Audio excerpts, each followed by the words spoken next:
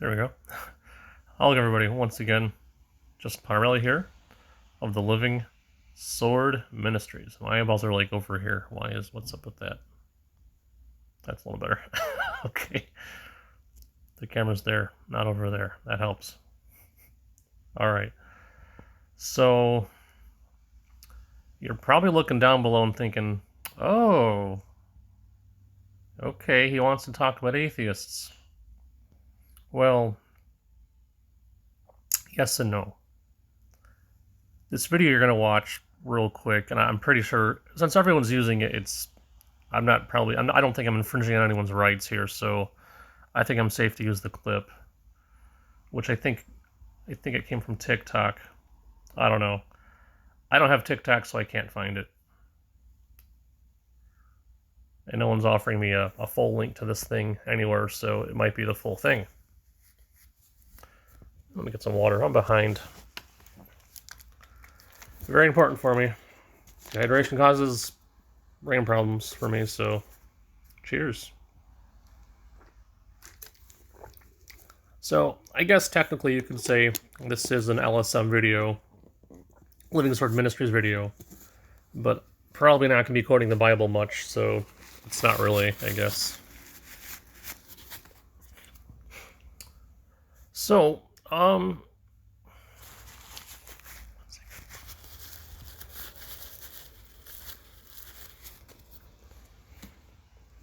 you know what it is?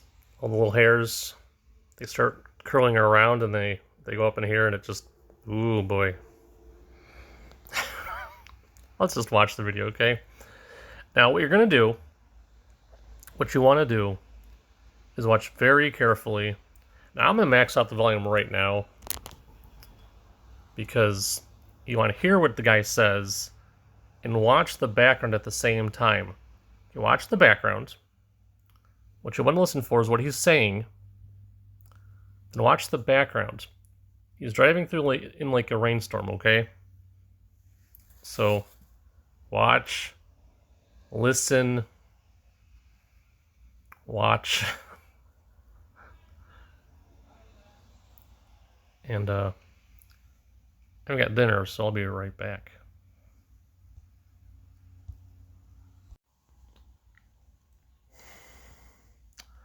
Alright, I'm back. Not that you guys missed anything, but I'm back. So, there you go. Yeah, the video. So the video is what's driving me to make this one right now. Let me just double check the volume. Yeah, that's gonna be great. 2, 1, now.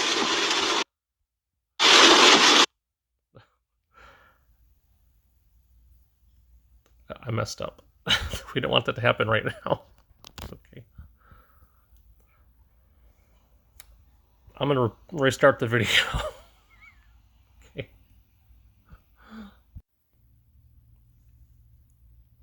Okay. Let's try this again. I've put the volume back up. I put the video back to its starting point. If you can't hear what the guy said in the video, or at least if I can't hear it when I replay it before I post the video, I'm gonna add some captions with my editor. Okay. Sorry.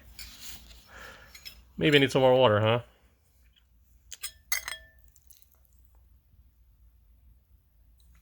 Maybe dinner first. I don't know. We'll see. Okay.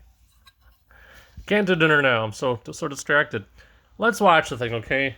I'll fix it later if I have to. Listen to what the man says. Then I'll give some commentary. And watch the background. Watch the lighting change in the background as he does his countdown. Here we go. Okay? If there was a God, there'd be a lightning strike in 3, 2, 1, now. Okay, this is very concerning. There's no God.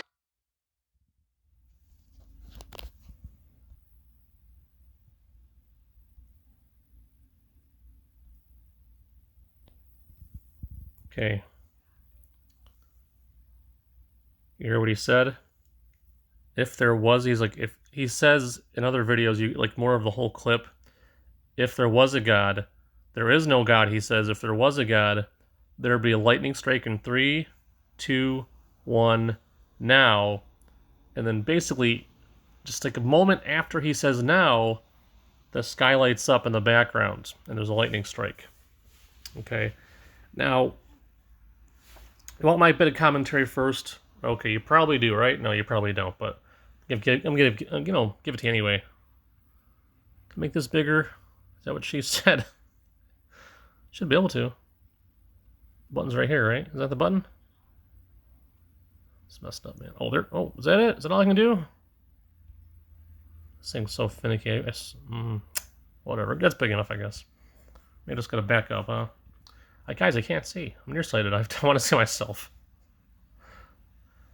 Let me take a bite first, okay? You guys can stomach me eating a little bit, right? On the camera. I don't want to pause this every. No, I don't want to do the whole pausing every couple seconds thing. That's just ridiculous. You guys can watch me eat, okay? It's not going to kill you. You hungry? Go get dinner, or lunch, or breakfast, or whatever. It's not going to hurt you. Okay. So.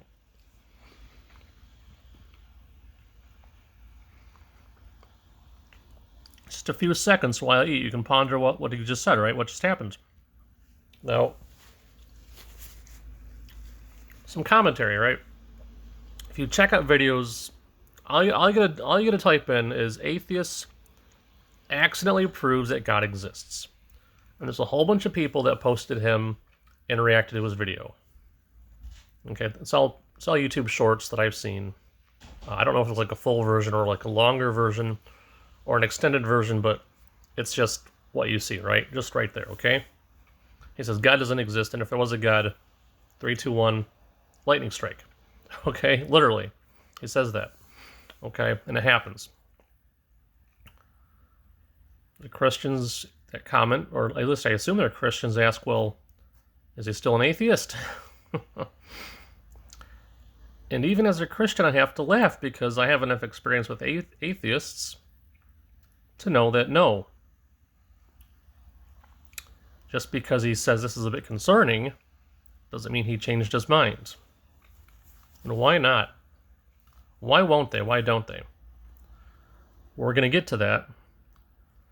Now, this video is more for Christians than it is for atheists. Why do I say that? Because we act surprised when they still don't want to believe. On the same side of the coin, on the other side of the coin, though, you have atheists will be like, well, you guys have the burden of proof. And it's true, we do have the burden of proof, but I'm going to show you that proof is going to be impossible to find. That's the main point of the video. To show atheists, no matter how hard we try, we can neither disprove nor prove God exists. So even if we have the burden of proof, asking us to prove what we believe to be true, it doesn't amount to a hill of beans. Because it's not going to do any good for anybody. No one. Why? Because science can't touch the question. And most atheists I've encountered, believe in the scientific method. Which is no problem. I totally agree. It's a great method. A great method. But as we're going to learn, it only deals with the natural world.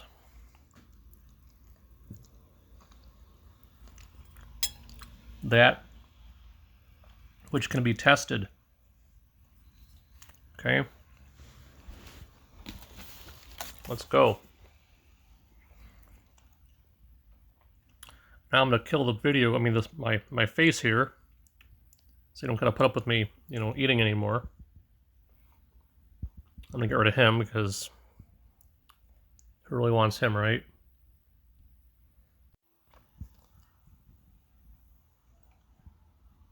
Okay. No, go away. What? Wait. There we go. That's better. That's good enough. Okay. So what do we have here? If you can see the top of the screen, and I'm assuming you can, because this is a screen recorder that I'm using right now.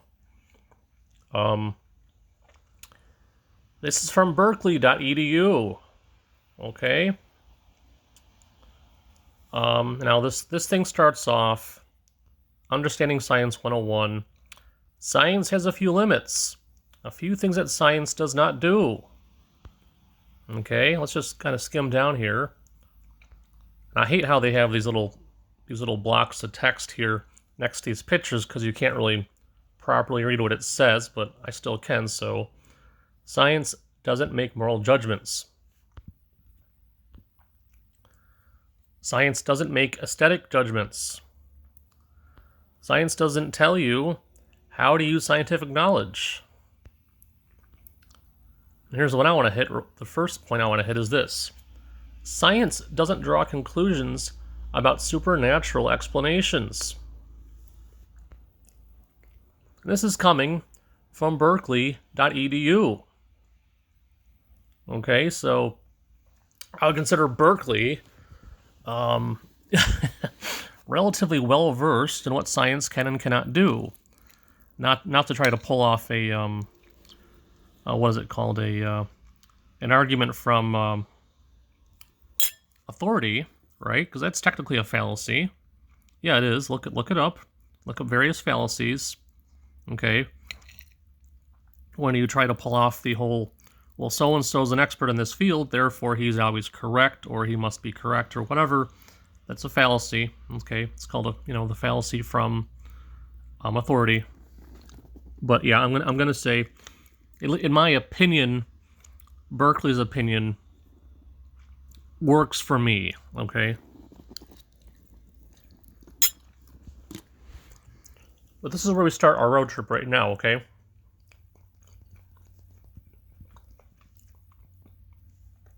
Science doesn't draw conclusions about supernatural explanations.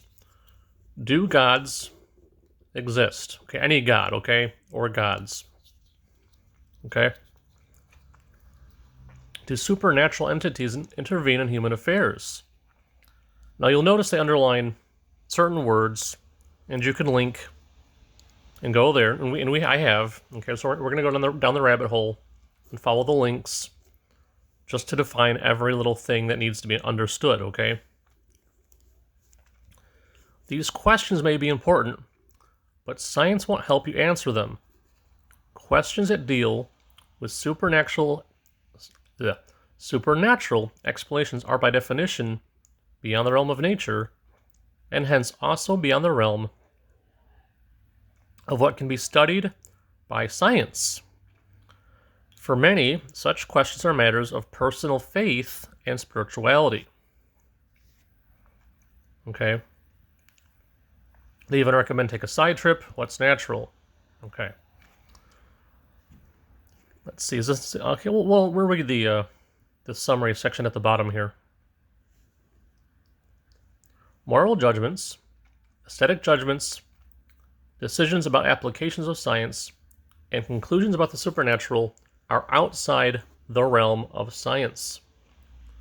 But that doesn't mean that these realms aren't important. In fact, domains such as aesthetics, or ethics, and aesthetics, and religion fundamentally influence human societies and how those societies interact with science. Neither are such domains unscholarly. In fact, topics like aesthetics, morality, and theology are actively studied by philosophers, historians, and other scholars. However, questions that arise within these domains generally cannot be resolved by science, although they can be informed by science. Okay. So, what's Berkeley basically say here? You want to prove if gods exist or not, or if any god exists, you can't touch it with science. Okay? That is a question that realistically cannot be touched by science, because it deals with the supernatural, which is by definition beyond the realm of nature. Okay. So let me make sure here that we got a link on supernatural. 1 second.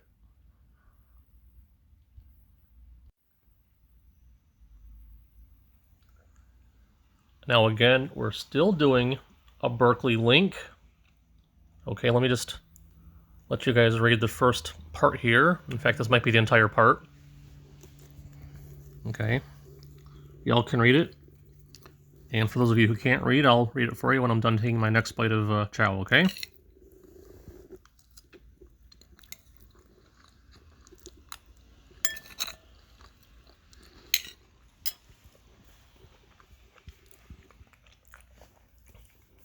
So according to Berkeley,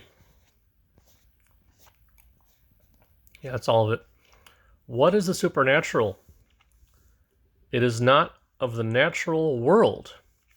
Supernatural entities, forces, and processes cannot be studied with the methods of science. Okay, now we go to what's natural. One moment, we have that too. Okay, this is really annoying. Let's move that over there, huh? Shall we? Okay, that's better. There we go.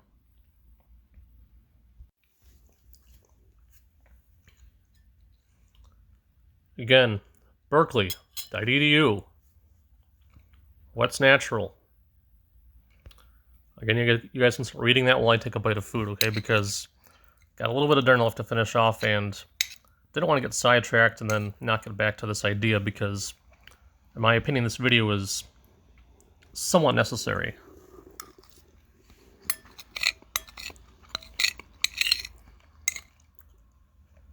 In fact, I think, like I said, it's necessary for both Christians and other people that believe in, we'll say, different gods, okay, to understand, and also for atheists to understand as well, okay?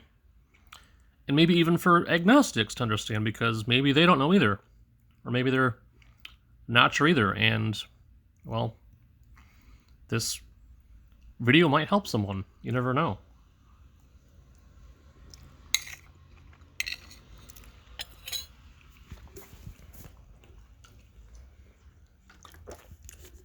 So again, what's natural? According to Berkeley.edu. Again, not to pull off the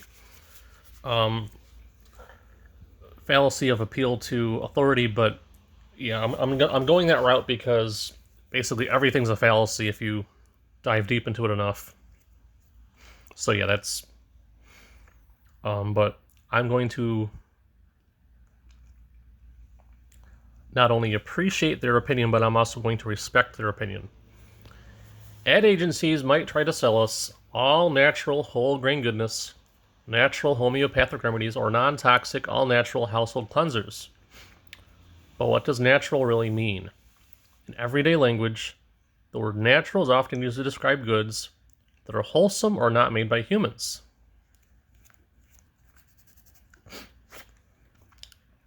Sorry, I'm still scratching my nose. It's like, gotta fix those nose hairs, you know? They're just getting up there. Gross, right? I know. You know, you're not living with it, though, so, you know, hey, I got the problem, not you. Anyway, but in the language of science, natural has a much broader meaning. Within science, the term natural refers to any elements of the physical universe, whether made by humans or not. This includes matter, the forces that act on matter, energy, the constituents of the biological world, humans, human society, and the products of that society. So even though we might not think of them as natural in the everyday sense of the word, science can study things like the human smile, human decision-making, artificial sweetener, and learning algorithms for robots because they are part of the physical universe around us. Note the word physical universe. Okay?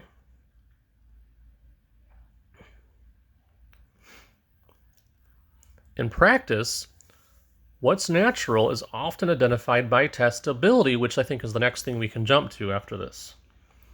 Natural things behave in predictable ways. Okay, note the word predictable and testability, right? Those are two key words here. Though we may not yet fully understand them, which have observable outcomes. This predictability means that we can test hypotheses about natural entities by making observations.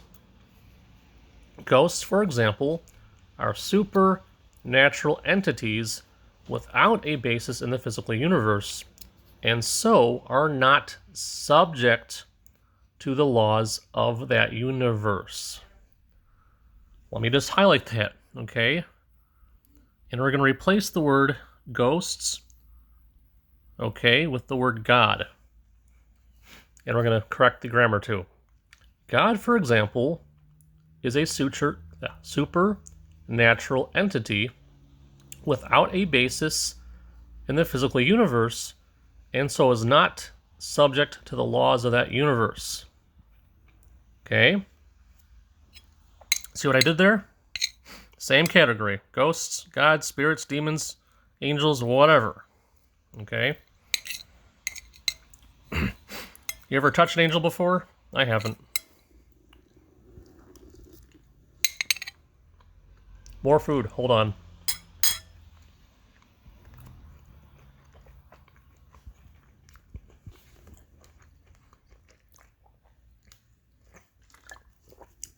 Now more reading. Hence, ghosts are outside the purview, sorry, my pronunciation is just horrible at the moment, of science, and we cannot study their existence or lack thereof with the tools of science. If, however, we hypothesize ghosts to be natural entities made up of matter and energy and bound by the laws of the universe, then we can study them with the tools of science. And we must accept the outcome if the tests we perform suggest that ghosts do not exist as natural entities. Okay? Let me just reread it in my own head to make sure I got this correct, okay? Hold on. So I don't want to make a straw man here out of what they're saying, okay? Don't want to straw man it.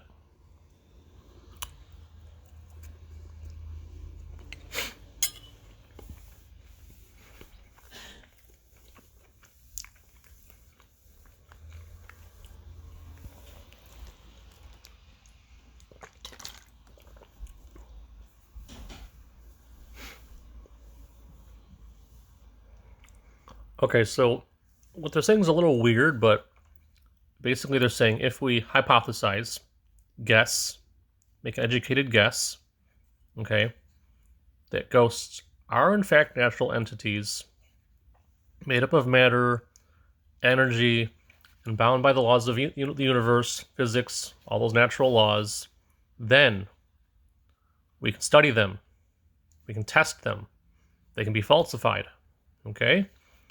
And we must accept the outcome if the tests we perform suggest that ghosts do not exist as natural entities. Okay? It seems to be like an oxymoron, but, you know, I hope you get the point, right? If they're natural entities, they can be studied. However,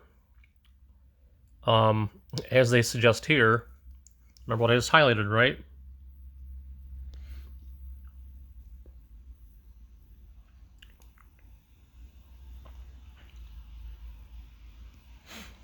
Ghosts, for example, are supernatural entities without a basis in the physical universe, and so are not subject to the laws of that universe. Hence, ghosts are outside the purview of science, and we cannot study their existence or lack thereof. Substitute ghosts with God, and you have the same exact problem, okay? You can read that for a moment while I finish off my food here.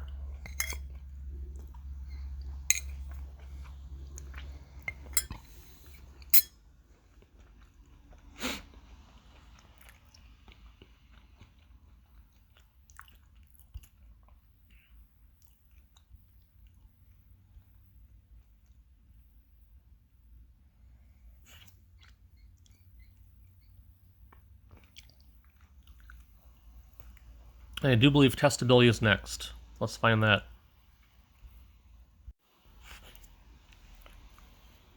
And here we are. What is testable? Again, Berkeley.edu. I believe this might be the gloss. Yeah, it's the glossary here, basically. Capable of being tested scientifically, an idea is testable when it logically generates a set of expectations about what we should observe in a particular situation. Ideas that are not testable cannot be investigated by science. Okay? If it's testable, okay, it will logically generate a set of expectations about what we should observe in a particular situation. Okay? So let's bring up an obvious example. When someone dies, what do we expect?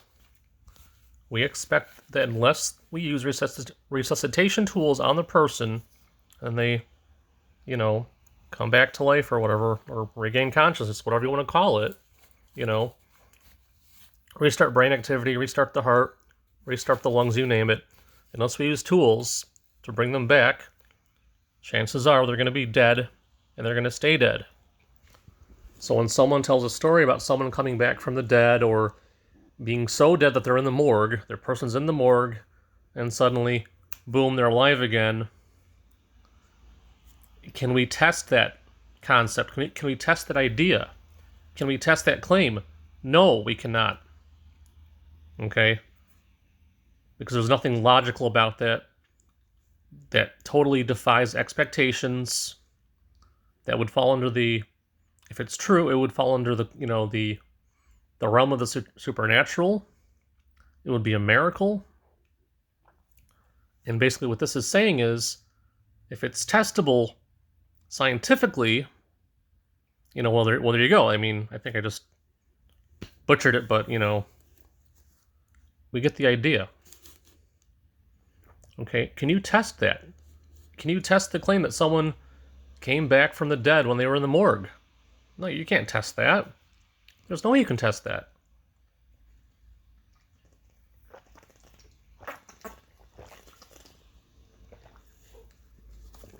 It's not logical, and it goes against our expectations. When someone's dead and in the morgue, they stay dead.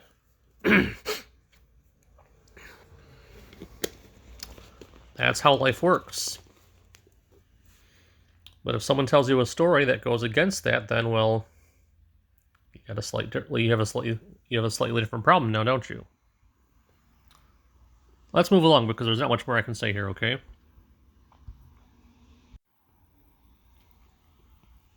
Now this is IU Bloomington. It's just a blog, but it's an edu. So I'm not sure if this is a good source or not, but let's check this out anyway. What does it mean for science to be falsifiable? Science is falsifiable, or at least this is what I learned in many of my high school and college science classes. Clearly, the idea has appeal among scientists and non-scientists alike. Now, there's some screenshots here which we can either assume that they're not real or we can assume that they're real.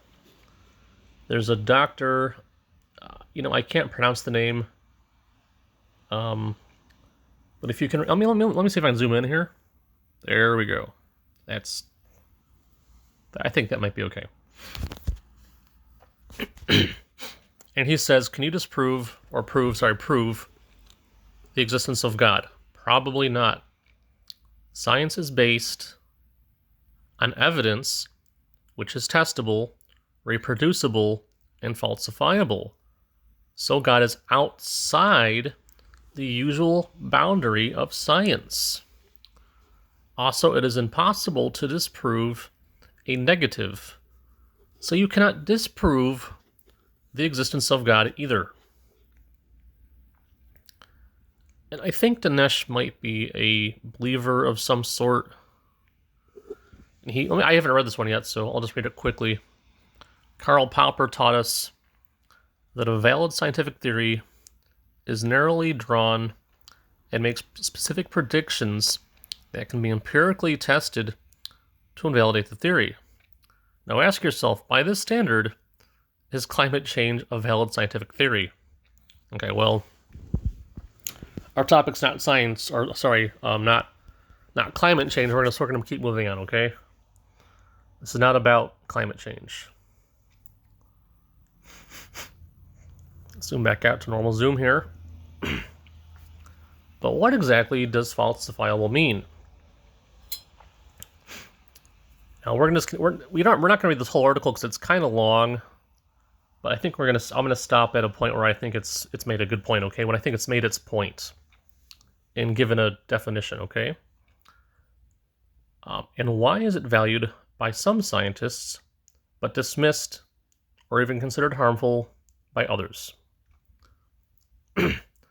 Imagine you are an infectious disease expert investigating COVID-19.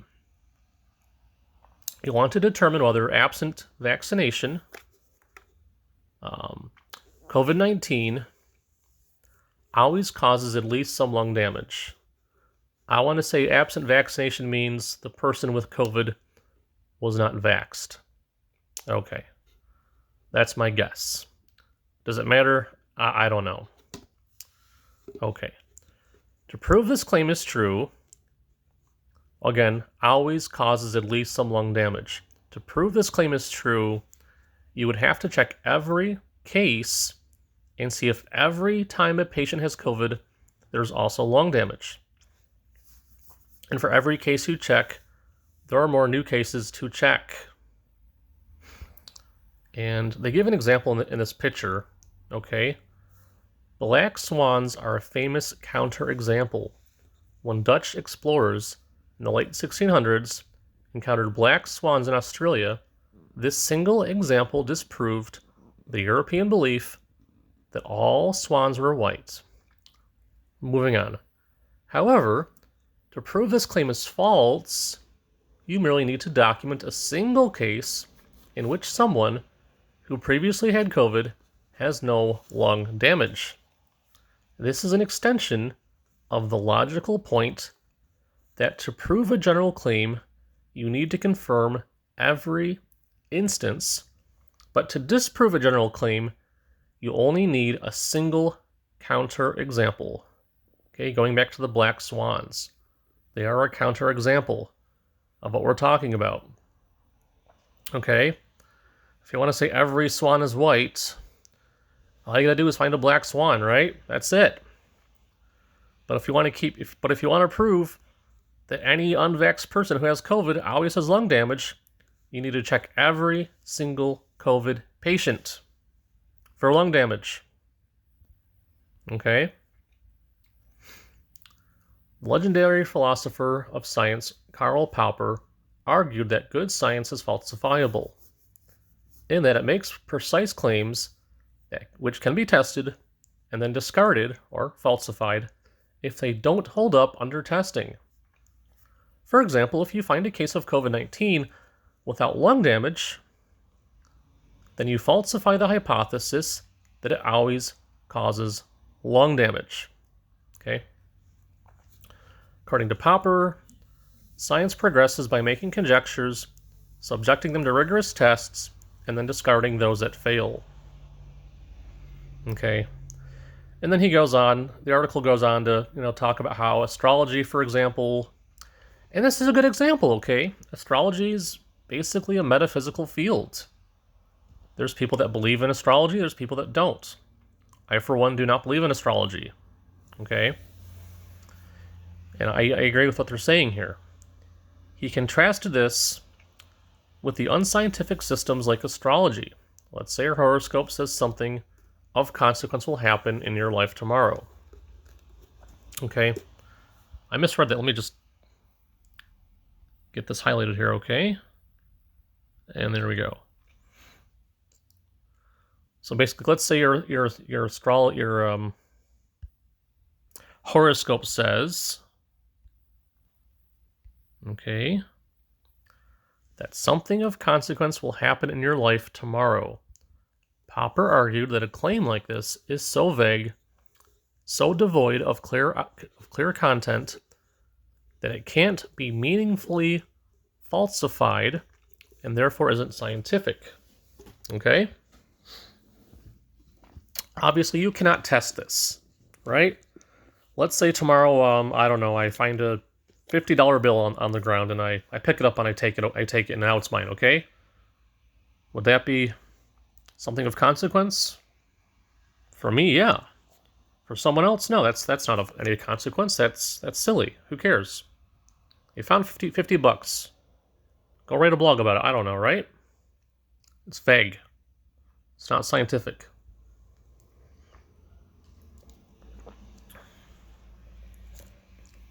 Okay.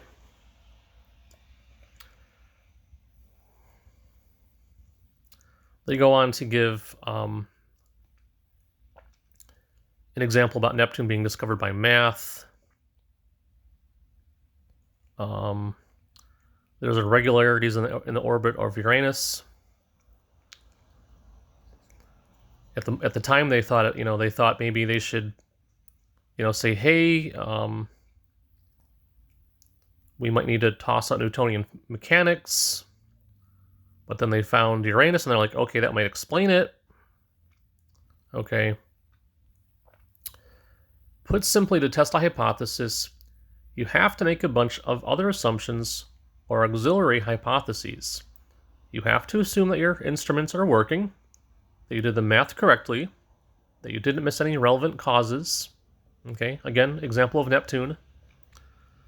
When something goes awry, I'm sorry. Oh my gosh. You can then choose whether the real error lies in your main hypothesis or in an auxiliary hypothesis. Okay? And then they go down and, give an example using lasagna. Main hypothesis, the lasagna recipe is good. Auxiliary hypothesis 1, ingredients were measured properly. Auxiliary hypothesis 2, oven temperature was correct. Auxiliary hypothesis 3, ingredients are in good condition. And so on and so forth. Then they go back to the COVID example, talking about instruments like, was this CT scan detailed enough to detecting the lung damage or not? Okay.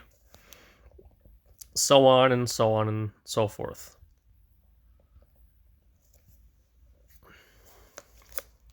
Okay.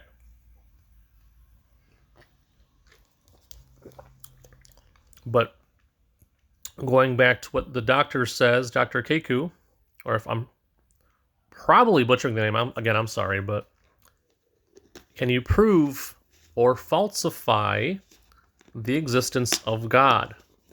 Probably not. Science is based upon evidence which is testable, reproducible, and falsifiable. But like we pointed out, God, assuming he exists, which I, of course, assume he does, falls outside of the realm of the natural world, and therefore is not subject to the laws of nature. Okay?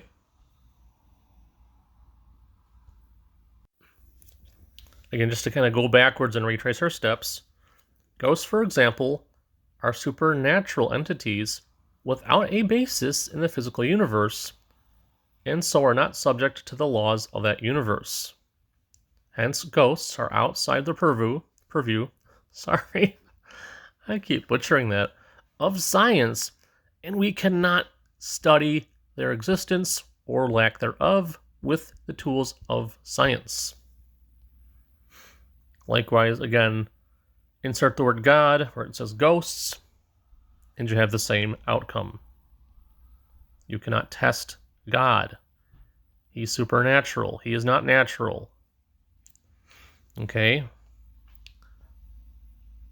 Typically, you cannot touch him, or taste him, or smell him, or see him. Okay? You cannot touch God with any of your five senses in this world. At least, not typically, unless you count different stories which people tell, which again can be discarded scientifically.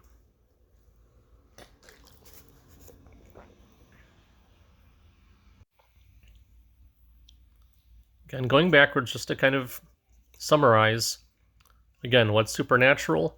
Not of the natural world. Supernatural entities, forces, and processes cannot be studied with the methods of science. Bringing us full circle back to science doesn't draw conclusions about supernatural explanations. Do gods exist?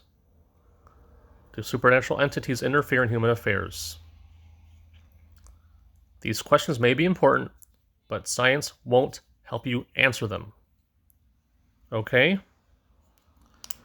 Questions that deal with supernatural explanations are, by definition, outside the realm of nature. Okay? So, we got into what is natural. Okay? We've got into what the supernatural is. We got into what the natural is. We defined what it means to be testable. And then finally, what does it mean to be falsifiable? And basically taking us from point A to point B. What's my point? What's the point that Berkeley's making? What's the point that even Dr. Keku is hitting on here? You cannot falsify God. He is, or they are not testable. Okay? He does not exist in the physical universe. He's not natural. There's nothing predictable about God necessarily. Okay. Okay? If there was a God, there'd be a lightning strike in 3, 2, 1, now. Okay, this is Reagan. There's no God. God ain't real, okay?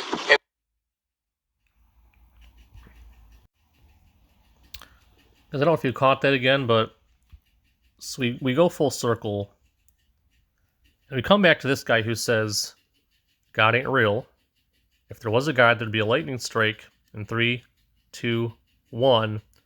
And right after he says 1, there's a flash of lightning in the background. There's a lightning strike. So, again, going back full circle, to summarize, I've watched a bunch of these videos, a bunch of people reacting to this video, a bunch of comments on a bunch of these videos, and basically they all follow the same general lines. You have the atheists that basically say, so what? You're driving in a lightning thunderstorm or a rainstorm. There's bound to be lightning eventually. What does this prove? Nothing. Then you have the Christians and the Muslims and other people that are saying, hey, if this doesn't change your mind, what will? And that's the precise issue. That is the precise thing that I'm trying to get to in this video. Okay? Again, this is not a hit against atheists. This is technically a hit against Christians who, in my opinion, need to change their strategies towards atheists. If you really want an atheist to come to the conclusion that God exists, and that he or she therefore needs to accept Jesus Christ as their Lord and Savior, quoting the Bible where it says, the fool says in their heart, there is no God, that's not going to help you. That's not going to help the non-believer. And when an atheist says, well, you have the burden of proof, and this is where I talk to the atheists. If you're an atheist and say, well, you have the burden of proof, I agree. However, as I have proven today in this video, even according to Berkeley, okay, you cannot prove or disprove the existence of God because God exists outside of the realm of the physical. He, if he exists, or if they exist, God is a supernatural entity that cannot be tested with the tools of science. He's unpredictable. He's unnatural. He cannot be falsified. He cannot be proven. He cannot be disproven.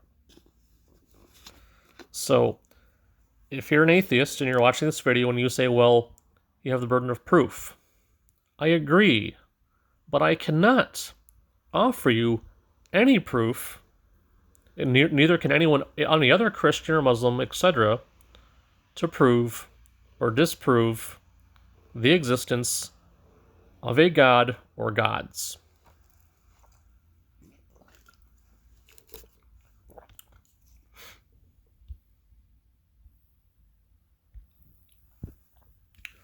I remember, back when I was much younger, maybe like in my 20s, the famous expression was, extraordinary claims require extraordinary evidence.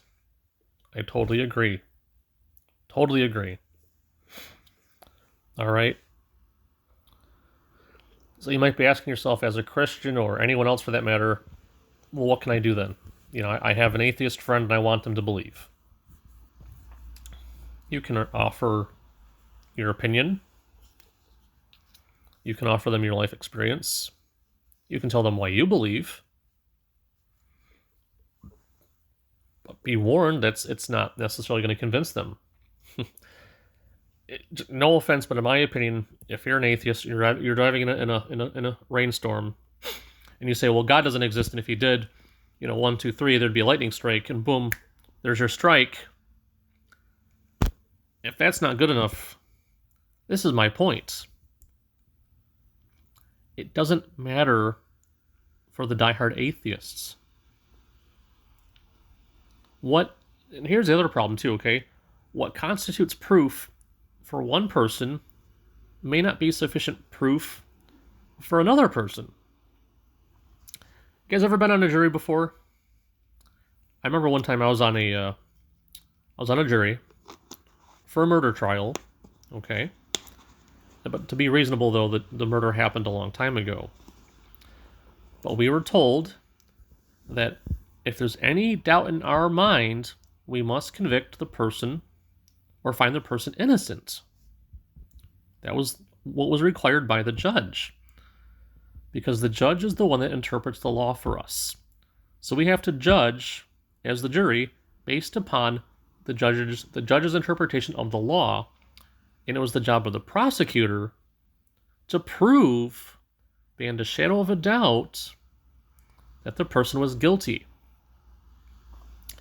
And then once the judge defined certain terms, like the term harm, did the guy cause any harm, according to the judge's definition of the word harm, and if the man did not cause harm, we had to find him innocent, which we did.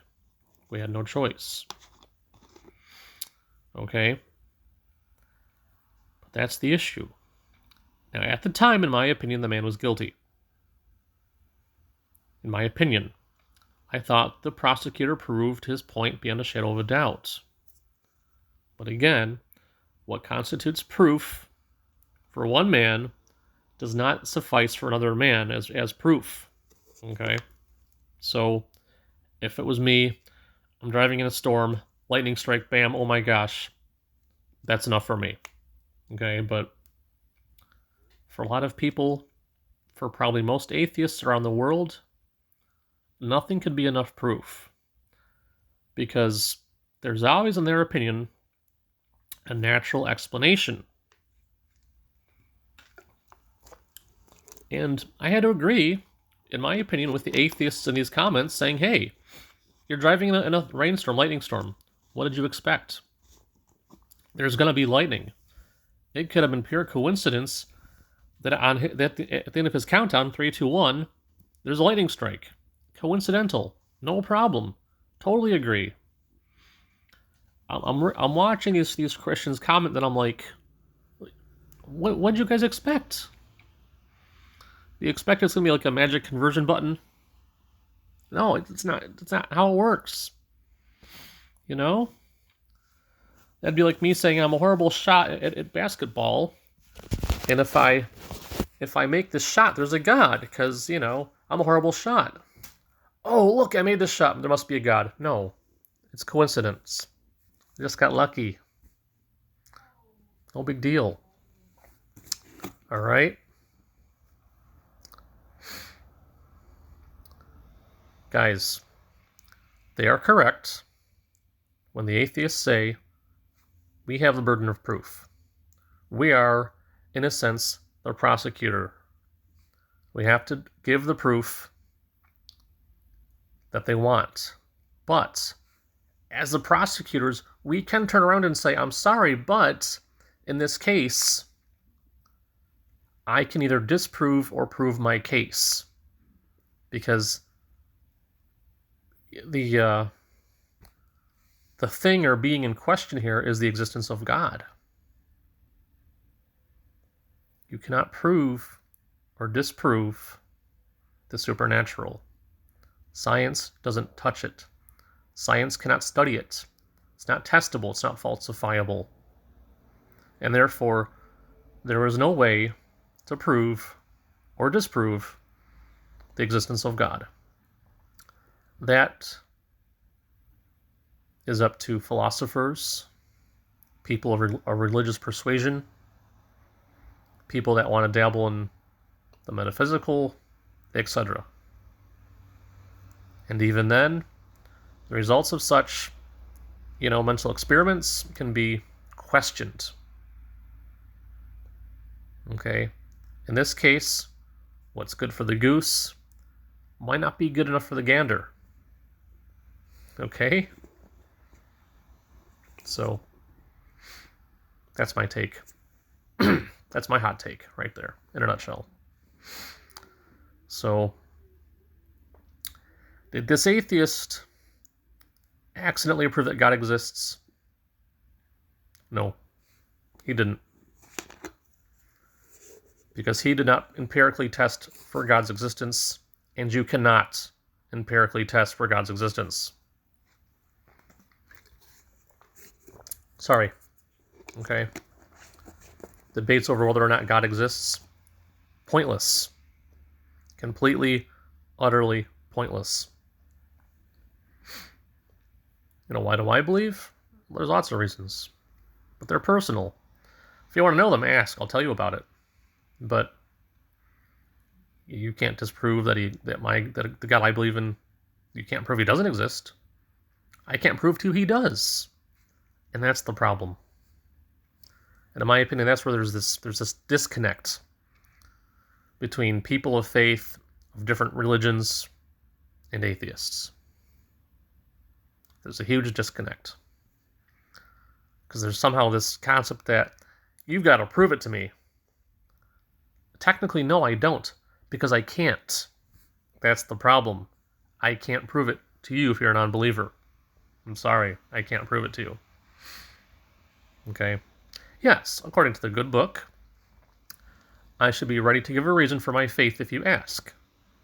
But beyond that, I should not be under the expectation that my answer is going to be enough to convince you. Atheism is a conviction, as is my faith. And no matter how you slice it, God's existence or the existence of gods or goddesses cannot be proven nor disproven. Thank you for watching. As always, if you do not like this video, please go ahead and give it a big fat thumbs down, and please tell me why in the comments below. I'll be more than happy to talk to you about this. Okay? If you think Berkeley's full of crap, let me know. Okay? Personally, I think they gave a great write-up on all the subjects. I think Dr. KK was right on the money. And I don't have to prove anything, because I can't. So again, questions, comments, and polite, constructive criticism down below, because if you're not polite, I have too much self-respect to deal with your garbage. So be polite or take a hike. Okay? See you guys. Hope you enjoyed. Thanks for watching. Bye for now.